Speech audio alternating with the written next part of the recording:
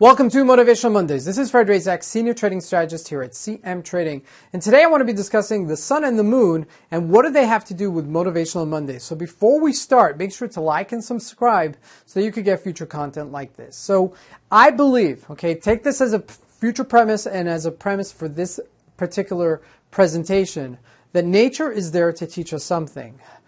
Ants are there to teach us about productivity, about being together in a group and community, as kind of contributing to each other in a colony, right? They call it ant colonies. Now, everything, if we go through everything in science, I believe that we could learn something from it. And the moon and the sun are that same thing. Now, if we look at the nature of the sun and the moon, if we go back like 300 years ago, we would know that there's not much of a difference between the two. They're both around, they both look like they're the same size, even though today we know that the sun is huge and the moon is quite tiny compared to each other. I believe it's 40 to 1. But we nevertheless would know that one comes out at night, gives us illumination at night so we could see, but yet still be dark enough for us to fall asleep, right?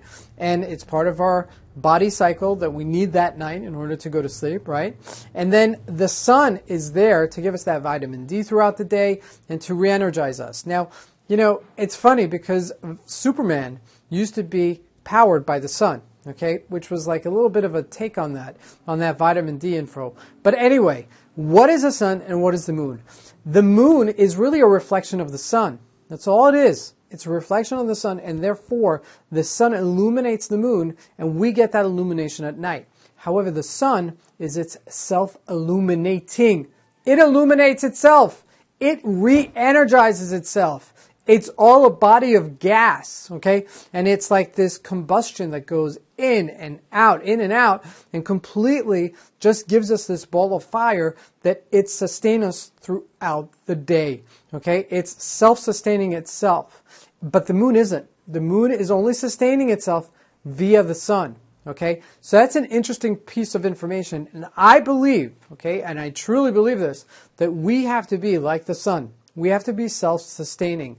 And that means whether you need to do some self-care, or you need to do some mindfulness, or you need to do some working out, or you need to give yourself some food, whatever it is that you're going throughout the day, you need to self-sustain yourself, whatever that is, Now, you are using that self-sustaining, you're using your body, you're using that vehicle of life in order to take you to that next step. But you need to self-sustain. So because if you're dependent on something outside of yourself, well, guess what? You're dependent on it, right? You won't be able to ever take ownership of yourself because you're not owning yourself.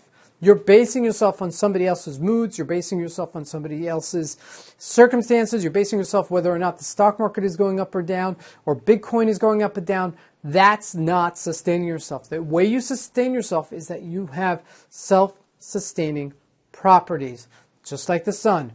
And if you can consistently do that, you will become ahead of the curve. You will be, before anything else, master of your domain. But it's not just master of your domain, master of yourself, master of your body, and master of your mind, so that you could work on peak performance. And that's all it's about, of self-sustaining yourself into becoming someone that is not dependent on something else in order for either get happiness or for wealth or for anything else. You're dependent on yourself. And that is the beauty of being self-sustaining. So I wanted to thank you for joining us for this Motivational Mondays. We'll see you tomorrow for Technical Tuesdays.